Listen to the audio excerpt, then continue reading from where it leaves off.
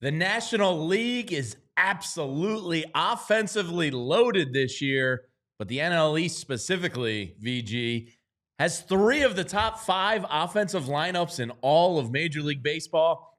And the question I want to get into is, can the Phillies be the best offense in the NL East? Yeah, I'm not happy about seeing these Mets back in there again. The Braves I expect and I respect. The Mets just irritates me that they have a good lineup. So a list came out on Major League Baseball. Now, this is just one man's preseason opinions, but I thought it was an interesting list to get into.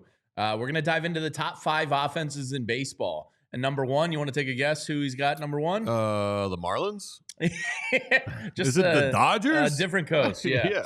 Yeah. Perhaps with the greatest 1, 2, 3 in baseball history, maybe? It's close. Yeah, I mean, I can't remember those Yankees from the 40s or whatever, but they were pretty darn good. About a year ago, I did a comparison of them, and this is it's better. better? So we'll give the Dodgers their flowers with the best lineup in baseball. When you start off a lineup with Shohei Ohtani, Mookie Betts, and Freddie Freeman, who just seemed to swap MVP awards between the 3 of them. Freddie Freeman is so good. I want to hate him so bad. Buzz from Home Alone. But I know, and he's so likable. He's just so good. Yeah, he's a nice guy. He's been through some stuff, but he's so darn good as a hitter, man. He's so I can't believe the Braves let him walk. Yeah. So we'll give the Dodgers. All right, we'll concede. The Dodgers have the best lineup in baseball. It rounds out with Teoscar Hernandez batting 4th, Max Muncy in the 5, a really good offensive catcher, and Will Smith batting 6th, who has eclipsed JT Realmuto at this point as I would say so. An offensive catching player. Michael Conforto. I like him, actually, Conforto. For a 7-hole hitter, Conforto's pretty solid. Then you got Tommy Edman in the 8-hole and Andy Pages. Yeah, I never know. Yeah, I always screw that one up. Batting in the 9th hole. Yeah, I mean, 9-hole hitters. Maybe Teoscar Hernandez doesn't have another career year, but he's a good slugger. He's a solid, just swing for the fences kind of guy. I wish he was here. Now it gets interesting because they ranked the Mets the second best offensive lineup in baseball. I can't crown them that yet. The Mets are ranked 2nd, the Braves are ranked 3rd, and he has the Phillies ranked 4th with the Red Sox coming in 5th. Yeah, this should have been like a tied for 2nd, all 3 of them. I don't know how you separate these 3 lineups. It's pretty wild that the NL East has 3 of the top 4 lineups in baseball. Yeah. So looking at the lineup, the Braves are great. And getting Acuna back in the lineup is going to do wonders for them. Yeah, he's been hurt a lot, though. You don't know how he comes back. He's a great player, but that's a couple major injuries he's had.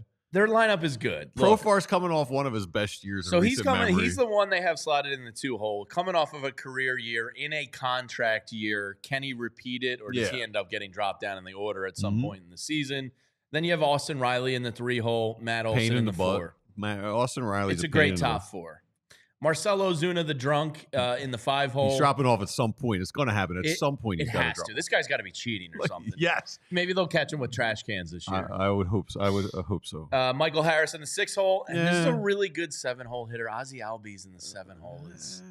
That's a big plus for the Braves. Sean Murphy in the 8. And, of course, our buddy Orlando Arcia batting 9th. Yeah. So it's good. I think it can be beaten. I think their top 4... Profar's such a you don't know what he's going to do. Yeah, he feels like I was hoping the Phillies make a move with him and put him in like the 7-hole maybe. Not with the way the German is hitting the cover off the baseball in spring training. We'll get to him in a second. The Mets lineup, they have 2nd. Again, a really strong, I would even say 1 through 5. Their 4-hole's a little weak, but they're leading off with Can't give Alonso credit. I can't. I mean, he's a Lindor slugger. leads off. Lindor leading off, Juan Soto in the 2-hole. He's tremendous. Yes. The best player in the division is Juan Soto. Oh, right? I think you're going to say Pete Alonso, but yes. Soto, Acuna, Soto, Harper. That's a pretty good 3 to put up against each other. Soto's probably the best. Yeah, you got to give him that. Brandon Nimmo in the 4-hole. Hate him. Yeah, he's a very hateable figure. Vientos, an up and coming stud. Scary. But you got to repeat it. Yeah. And that's the hardest part of baseball is repeating it. The book's out on him now. Let's see how he adjusts. Yeah. Jesse Winker in the 6, Francisco Alvarez in the 7, who is hurt starting the year a little behind the 8 ball. Jeff McNeil, who also has an oblique injury, is going to be down for several weeks. So sometimes these slow starts to seasons, they can catch up with you. And then Siri batting 9th for them. I think the Phil's got a better lineup. Yeah. I think the Phils have a better lineup too. I agree. The Braves, I'll give a little bit of credit to. I got to see it from the Mets to believe it, but I think the Phillies can be better. Mets are overhyped. I mean, they came on. They had a great second half of the year last year, no doubt about that. But I think people are overhyping these Mets. And now let's get into the Phils lineup here because I love the way this 1 through 5 is set up. And then you get your ultimate wild card, who I think is going to decide if this team is great or just good this year, in Bryson Stott. Oh my God, the whole season relies on Bryson Stott. Well, he was really beat up last year. Apparently, that elbow was a lot worse than anyone ever knew. You heard about it late. I mean, this was a guy that got benched twice in the postseason.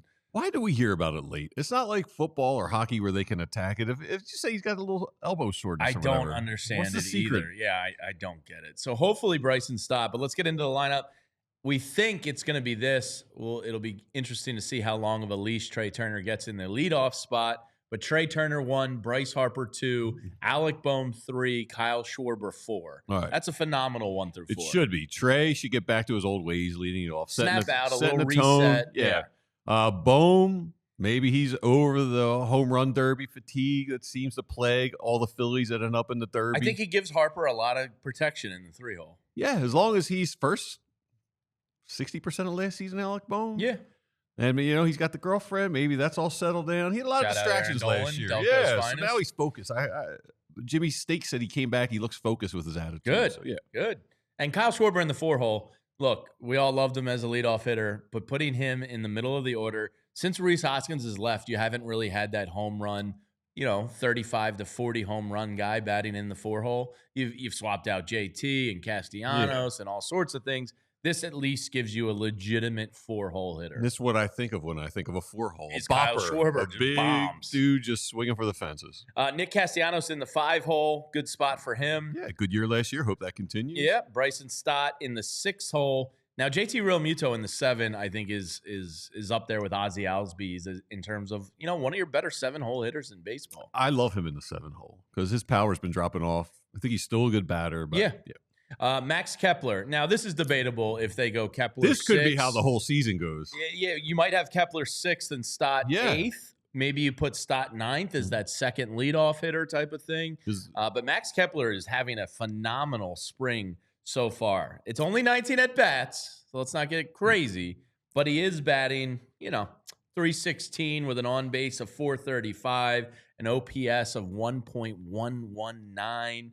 He's got 2 homers, 5 RBIs, and 5 runs scored. So they're jamming. He's a good. He's a good ball player. He has to stay healthy. Yes, but he's a good ball player. I guess Kevin Long looked back at some of his better years. They readjusted his swing, and Kepler seems happy with the adjustments.